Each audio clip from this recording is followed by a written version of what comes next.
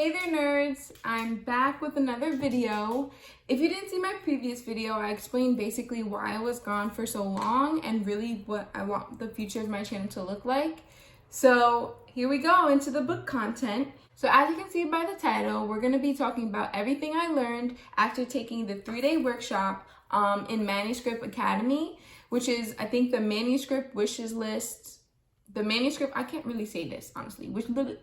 So basically, it was 3 days dedicated just towards submitting your manuscript to agents. So we talk about the research process, how to find an agent.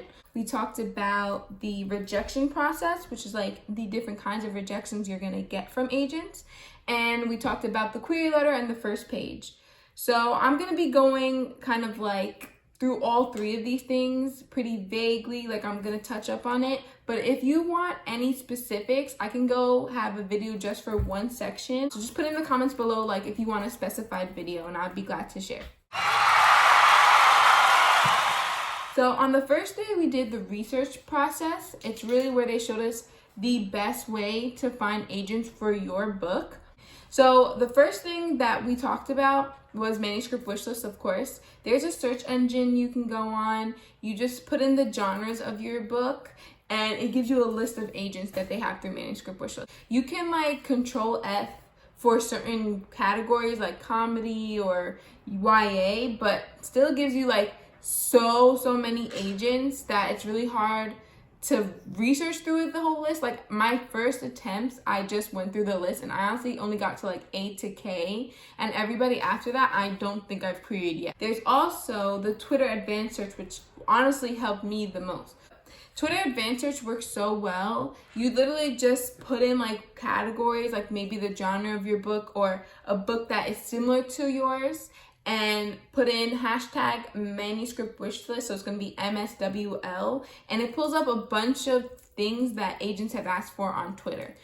That was my favorite takeaway. And then there was also, Publishers Marketplace, which honestly you have to pay for, so I'm not big on it. I didn't even give it the time of day, to be honest. But if you want to do that, I do hear it's very in-depth. You can look up an agent and you can find out like their submission requirements and stuff like that, but a lot of the features are paid on that, so I didn't use it. Honestly, that's really all we did for the research section. It was super helpful and honestly super detailed, so I didn't want to go too in-depth in it in this video, but I think honestly, whether you guys ask for it or not, I'm probably going to do a video on it because it's like super important for the process.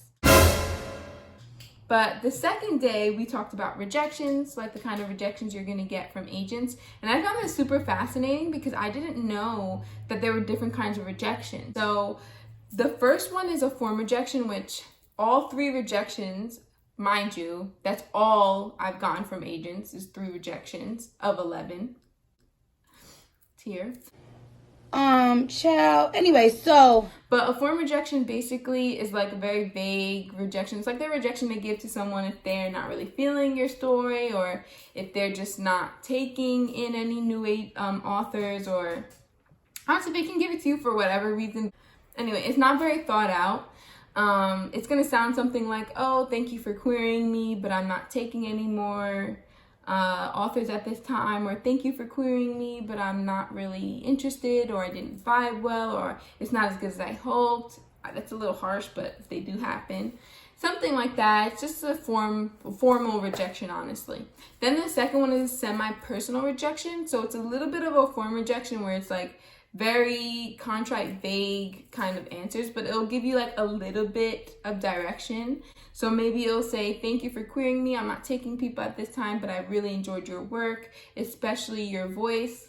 Or it could be anything like semi-specific. It's not specific enough that it gives you like a way to revise your manuscript accordingly to fit their desires, but it's semi-personal. It has some kind of direction of what you need to change. And then there's a personal rejection, which really is probably like you're just not a good fit for them at that time. Like they really see potential in your work, but maybe it conflicts with like another author that they have, or it's the same genre as a book they're already representing. And those are gonna have like, usually if they're nice, like in detail explanation for what needs to be revised in your manuscript, in your query letter, and any of those things. One thing I did learn from the conference is the more they attack your manuscript and your query, the closer you are to being a full-time author. Like, if they're taking the time to actually give you feedback, you're close. So keep going, girl, honestly. I hope to get there one day. Anyway, the last and final day, we worked on the query letter and first page. Honestly, the panel was more about the query letter, but we did get a little bit detailed on the first page. So for the query letter, I'm going to do an in-depth video, but I'm just going to go over what I learned. A query letter has 3 parts, usually 3 paragraphs, but some people may section it however they want. The first paragraph is where you're going to put your comps, especially. So that's going to be books that are like your books. It's going to make your book more marketable, easier to understand. So like, let's say you have a YA fantasy, my favorite, which is sitting right here, be like Red Queen series. So it's like the Red Queen, or it's like the Children of Blood and Bone. Like, you just put in books that your book is similar to. You can use movies for a comp. You can use a show for a comp too. Some agents actually, they like that also, because it makes it more marketable for readers who are not just reading, honestly, they're watching things and all of that. But that's very important, is to put comps in your first paragraph, as well as like your word counts and your genre of your book. The second paragraph is supposed to be the synopsis. So the best advice I got was, it's supposed to read like the back jacket of like your favorite book. Think about it. The back jacket, it tells you about the series, but not enough to make you feel like you know everything about the book. And it keeps you guessing. It reels you in. It should cover about the first 50 pages of your manuscript, and then stop it right there, so that it can keep the reader guessing, so that they still want to read the book. And honestly, it should be as reflective as possible of the true voice of the manuscript. So write it like you write your book, with proper diction, with metaphors, with honestly whatever's your thing. Some people's thing is imagery, some people's thing is dialogue. Write it so it reflects your manuscript. The last paragraph is supposed to be all about you. So it's basically any publications you've had, any articles you've written in magazines, any education you have that's relevant to the literary world is what I'd put in the third paragraph.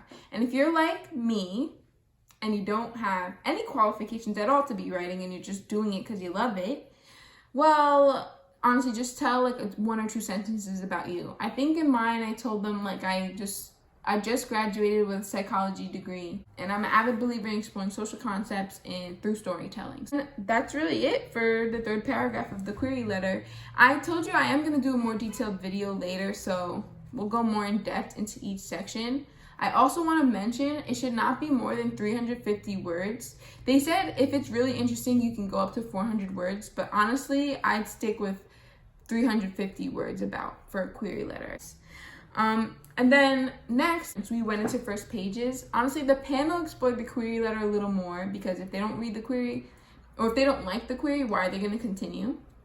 But the first page, what I really took away was that the first line has to be killer. And I have 2 first lines that just, I love, that just resonate with me. The first one is, "It was a pleasure to burn." That is the first line in Fahrenheit 451 by Ray Bradbury. That is my absolute favorite first line. Honestly, the book is very short. It's a classic, and I honestly do more fantasy YA novels than classics. But that first line made me read that book. It's also, "It was a pleasure to burn." It's like, burning hurts. Why would that be a pleasure? It's like oxymoron, honestly. And I just love it. The next one is, I haven't actually read this book, but I was looking up first lines online. First lines online. Stop it. Get some help. Anyway, I was looking up first lines online. It's from Six of Crows by Leigh Bardugo, and I'm sorry if I'm mispronouncing her name, but she wrote the Shadow and Bone series, which is now a Netflix series, and this is a spin-off. So listen. Juice had 2 problems, the moon and his mustache. What? Like, that first sentence makes you want to keep reading, because you're like, the moon and his mustache? What? Explain that to me. It like reels you in. That's what the first line needs to do. And then beyond that, in the first page, you have to have some sort of rising action. I personally am not a big fan of when they just thrust you into the story. Like, I like to be built up to some kind of climax or some kind of action. But even if your rising action is like them walking up a hill that's very strenuous, or something like that makes you want to turn the page. You know, you need something. Those are like the two most important things: the first line and a rising action in the first page. And then if they ask for more in their sample pages, make sure it's consistent voice, consistent tone throughout the sample pages that you send them. And honestly, that was it for the conference. It was really educational. It was only like $40 too. And I hope you learned something for this, whether you're a writer, you're a reader, or you're just a supporter of mine, which, you know, just thank you for watching this video. I hope you enjoy the future content coming, and bye, nerds.